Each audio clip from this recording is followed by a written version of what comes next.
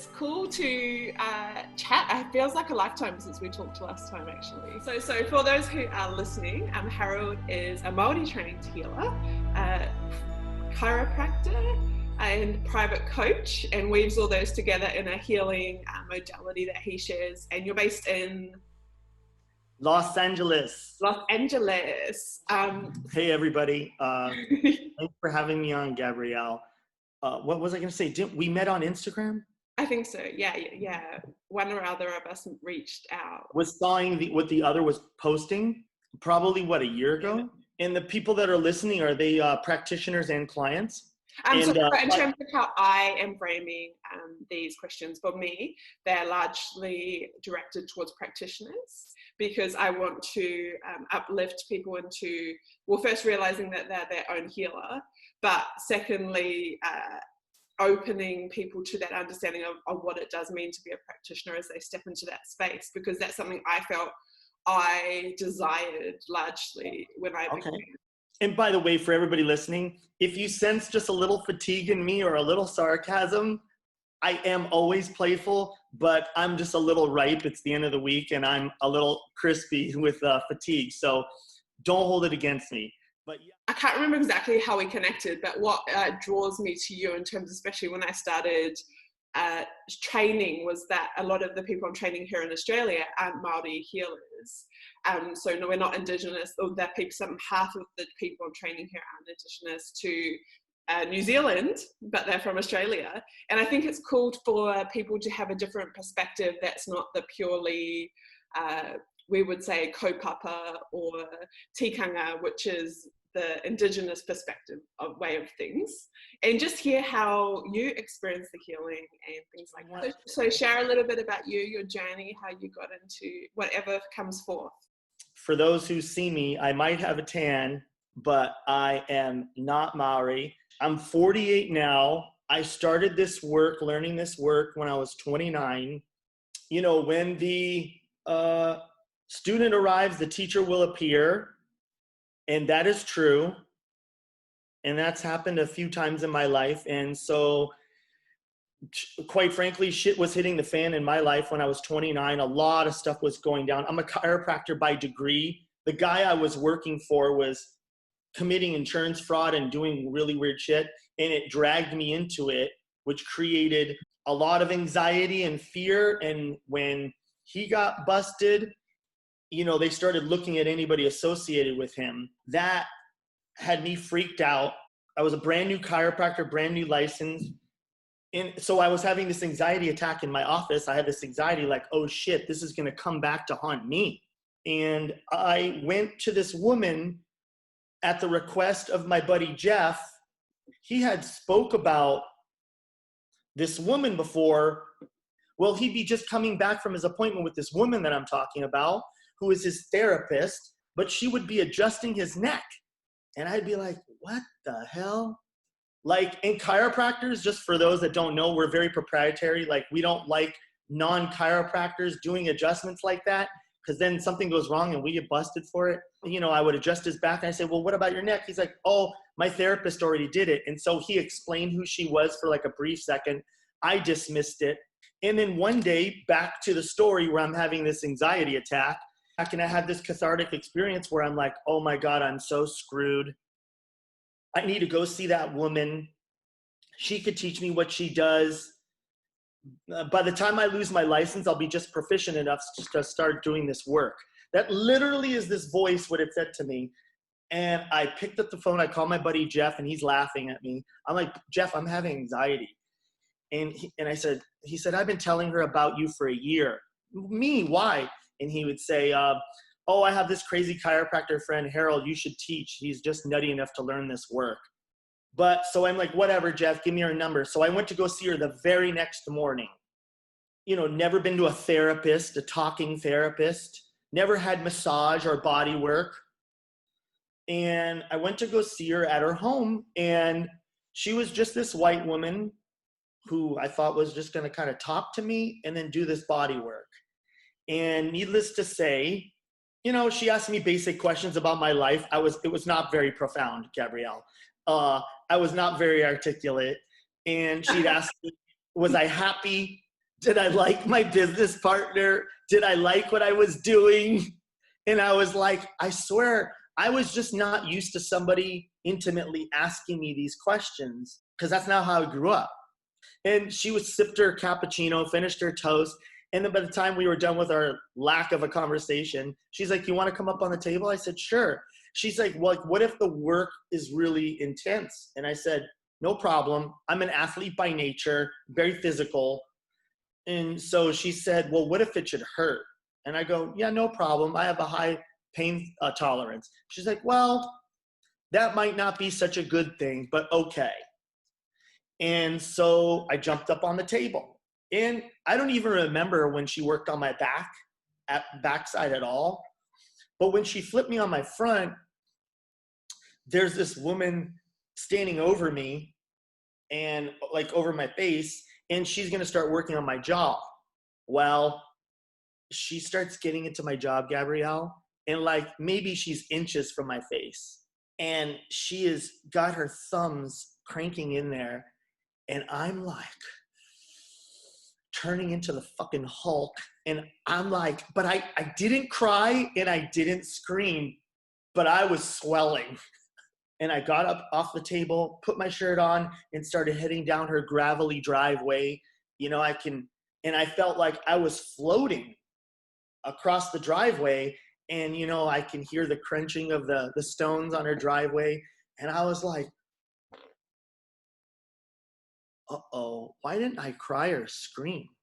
And my body immediately registered, that's not good.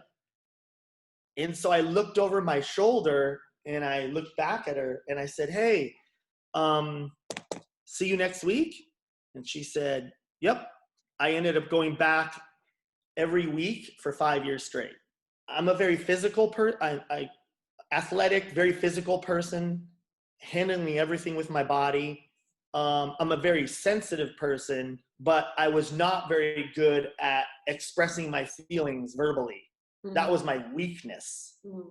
Like, I don't want to make it sound like I'm a tough guy, but like, if I had a verbal disagreement with somebody and they called my mother a name, like, it would just be a fight. I would swell and it would just be a fight.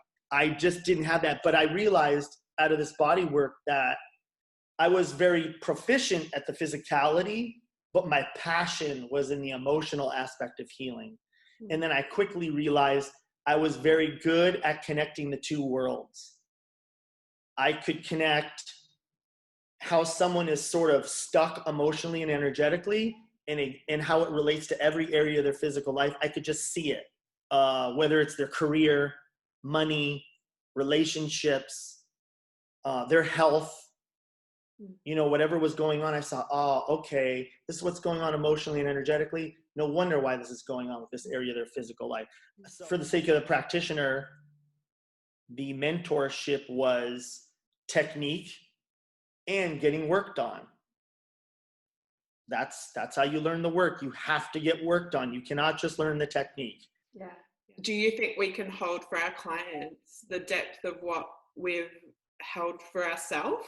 In a way, which is like how the getting work done interrelates? Yeah, to the depth that, we receive the work, we're able to hold the space for other people, for sure. That's the exact relationship to how the work goes. To the level that we've worked through things, we have the ability to do that with others and see it in others. Yeah, just to bridge the gap for anybody listening. So that first teacher was my teacher for about 5 years. I lost my license for the sake of a fun story. I ended up losing my chiropractic license from 2003 to 2007. That premonition was correct. I fought to keep it. I lost it for 4 years. It was the worst time in my life. My heart was totally broken. My identity was totally fractured. I was going to see that teacher for major intensive therapy, mostly through the body work. I was just, so much was pouring out of me. The depth that I was doing the work on was insane. Her daughter and her son would hear me in the house from the guest house like plenty of times. And, those were the good old days. So I did 5 years of intensive cathartic work, just pouring out all the shit. And what soon looked like just healing with the devastation of losing my license ended up sort of looking back toward, you know, my growing up, and all that came out in the wash too. So she retired. She was done cold turkey. As soon as I got back my license in 2007, she retired. She was done. A year later, I ended up meeting the Maori. So that's all I knew. And I knew about their relationship very intimately, 25 years of learning from this guy, and now she's teaching me. That's all I knew. Till one day, a year later, when my teacher retired, I have a mentor who only does talking. And he asked what I did for a living. I told him, and he goes, "Oh, you do Maori healing. Holy shit." He goes, "Oh God, I had that done." He's like, I screamed bloody murder. And he said, yeah, they put sticks in you and they jam this in you and you scream and cry. I go, yeah, basically, I never heard the word Maori healing. So I went home, I went into YouTube, I typed in Maori healing, and there was this one video, at the time, and it was a well-produced, looks like a documentary trailer to these indigenous people, and it was Ata, Terrence, and Manu, and Papa Joe. And so I wrote the woman who made that. She just happened to be 10 minutes from me, and she met me for coffee, and I basically asked her, like, who are these people? She said, it's the Maori. Why don't you go see them? They'll be here in Topanga in 2 weeks. So I went. The cultural aspect. I didn't know where my work came from. Mm. I just thought it was from my teacher and from her teacher. So one day I show up to a session in Topanga, this large room. I was taught one-on-one, you know, and I do it one-on-one. But then I show up to this big room, 4 or 5 practitioners, 4 or 5 people on the table or on the floor with Terrence, 4 or 5 people that just got off the table, 4 or 5 people waiting to get on, babies walking back and forth. It was a party, and I was like, what the fuck is going on here? I look more shocked than I really am, but like, you know, Ata said, hey, have you had body work like this? I said, yeah, 5 years, I do it for a living. It's really intense. She's like, great, you'll go with my son. So I went on the floor, Terrence worked on me, really intense. Not so different from my teacher. The moves were different, the effect was the same. And I sat up against the wall and it just hit me. I go, this is where the work comes from. These are my people. And that's that. It clicked. Click. But how have you found that aspect of, like learning the body work on one hand, but also the cultural aspect of it? And how do you find that as an important piece of it, or that you can hold them separate? Wow. Oh, man. I don't even know how to be honest, I don't even know how to answer. My first teacher was American. Yeah. So, but with Manu and Ata, who are Maori, what I feel when I learn from them, they have different personalities, first of all. Even Terrence, Ata's son. So the 3 of them I'll just speak of, like the Maori, those are my 3 teachers. They have very different personalities. So I have it in a couple different levels. I feel it where there's personality differences in how they teach. There's the technique. And then there's this like dreamy aspect to like the culture. Like what's appropriate, what's not, what moves are appropriate for the feminine, the masculine, what's not. There's some certain technical stuff that I can get straight answers to, but then there's a cultural aspect to an American. It's, I'm not typical, but I can feel the cultural teaching too get woven in, where there's some sort of sense or feeling that I have to start to understand. With the way the Maori talk about, you know, their land and nature. Like to Americans, typically it's like, huh? Like what? How does that have to do with the technique? So there's a gap, right? There's a gap, the big gap there. So for me, I'm always sort of like going, what are they saying? Many non-Māori or non-Indigenous people will relate to that in terms Yeah. of like, or even being like, we constantly talk about our tipuna or our ancestors, right? And they'll be like, I don't even know where I'm from, where's my land from? It sort of, it can be a bit polarizing in that way. Or elders. Yeah. That's a big thing. You know, I have to check in with the elders if that's okay. I'm like, what? Yeah, exactly. So all those things. Yeah, I guess for me, because I grew up within the culture, so my brain can't conceptualize this practice without that. So that's why I'm so curious about how other people receive it. Because, and I've seen within my own trainees that they are amazing. And because they don't have some of the cultural dogma, you know, like sometimes it's baggage that we carry. I obviously learned the work for 5 years. Without that. All I knew was that my teacher studied for over 25 years from her teacher, who was this very talented guy, American guy, chiropractor, if you will, who did primarily this intense body work. It was an amalgam, a mixture of sort of influences. That's when more of, as you would say, sort of more of the culture started to, in the way the Maori are, without even saying anything, the rhythm of their body is different than mine. And so being Indigenous, being from New Zealand, I could just feel the difference in rhythm. And that alone is a teaching. Can you expand on that? Yeah, because I'm very sensitive, and you know, it would be like, you know, if someone hung out with a Buddhist master who their energy was just so serene, you would be put off because you vibrate at a certain level and they're vibrating at a much slower level. You would be disconcerted because the reflection energetically coming back at you would cause you probably some panic. Like, how is they that calm? And you would start to go, what the? You'd like it on one part, but on another part, it would connect you emotionally and energetically in a different way than what you're used to. Being around the Maori were like that for me, where I recognized their rhythm in the way that they walked, talked, and worked was grounded, very grounded, but could work at very deep levels too, extremely intense, but grounded, and then laugh and play at the same time.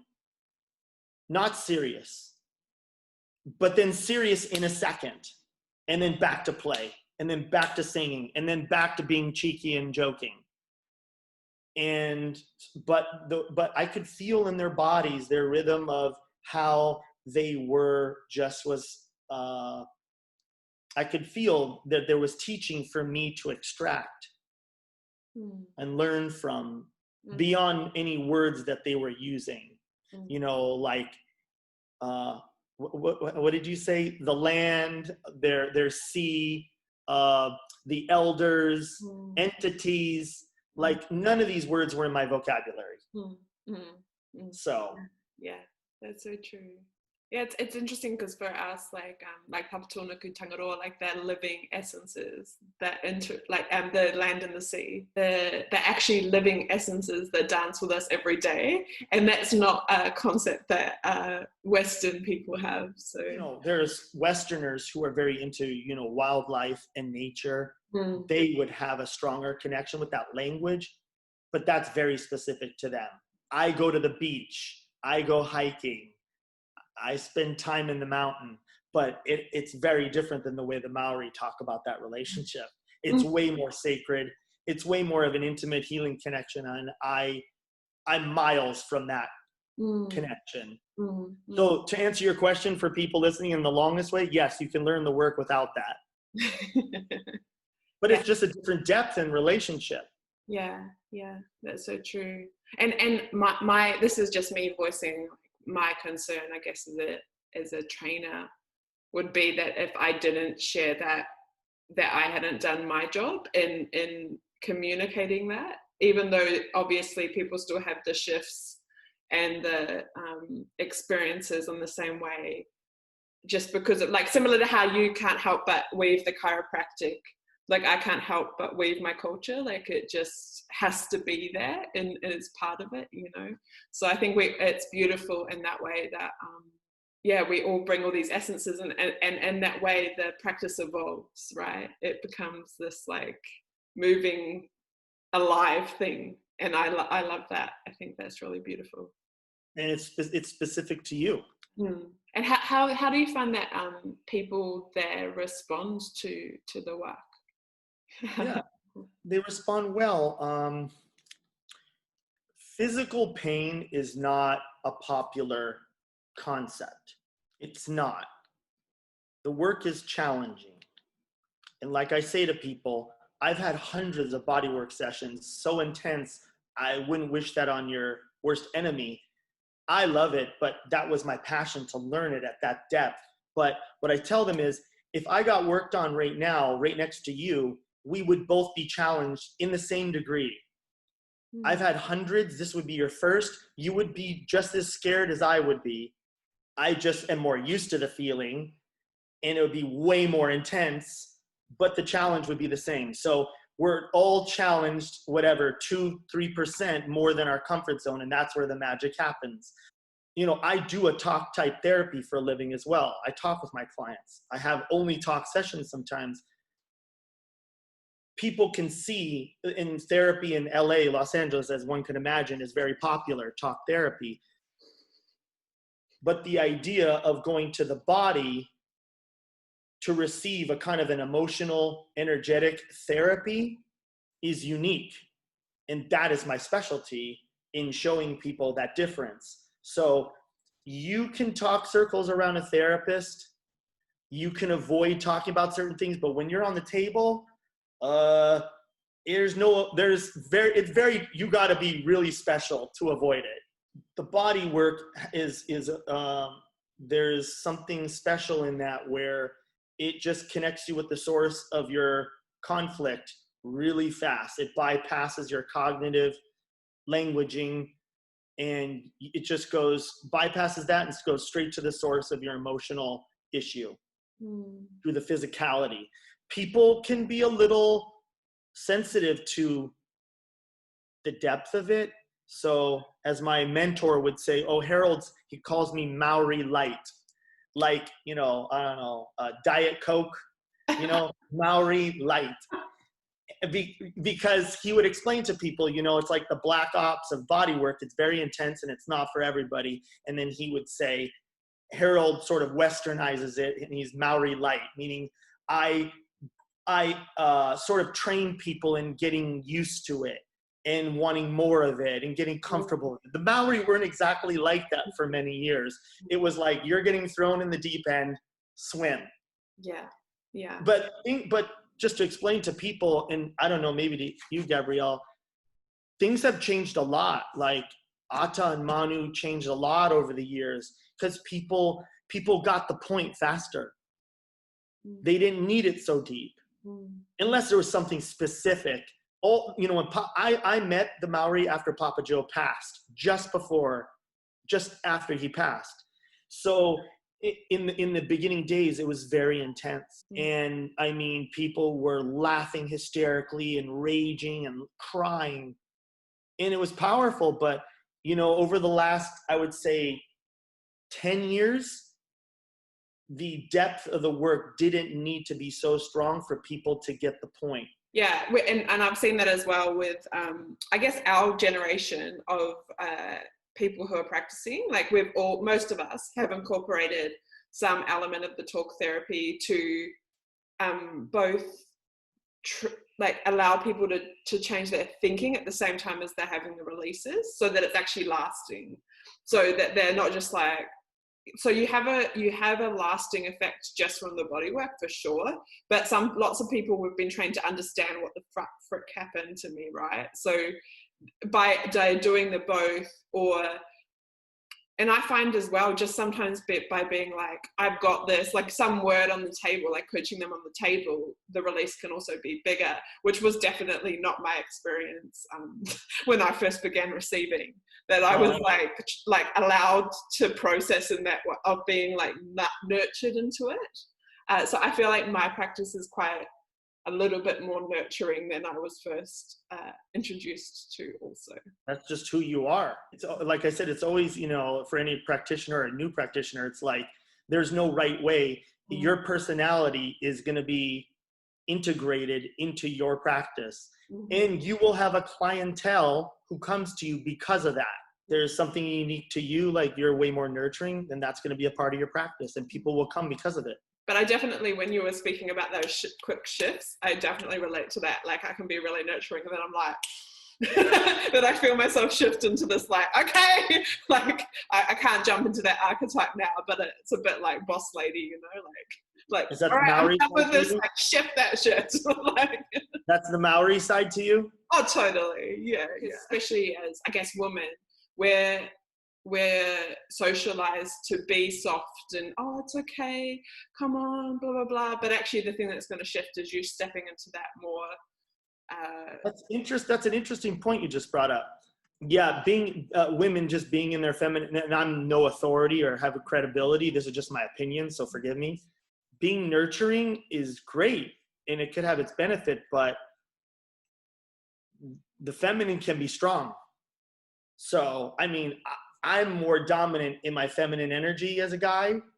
I have masculine energy. It's strong, but like I lead with my feminine energy, but like nurturing somebody can look different. I mean, you could be enabling somebody if you're being soft with them when they're full of shit. That's not going to help them. That doesn't look good in you or them. That's your Maori side that like wants to cut the bullshit. Yeah, totally. I find that is something I often have to talk to my mentors about, is like I don't have very much patience for bullshit. Like, and you know, sometimes that doesn't sound like a problem to me. But sometimes with clients, it's like that's the first few sessions, is just cutting through that, and it can be, for me, I'm just really like patient. As my mentor says, patience is the ability to put up with large amounts of bullshit before you do or say something about it. That's what the culture thinks is patient. That's not patient. No, that's great. Not putting up with bullshit, that's not nurturing, that's enabling.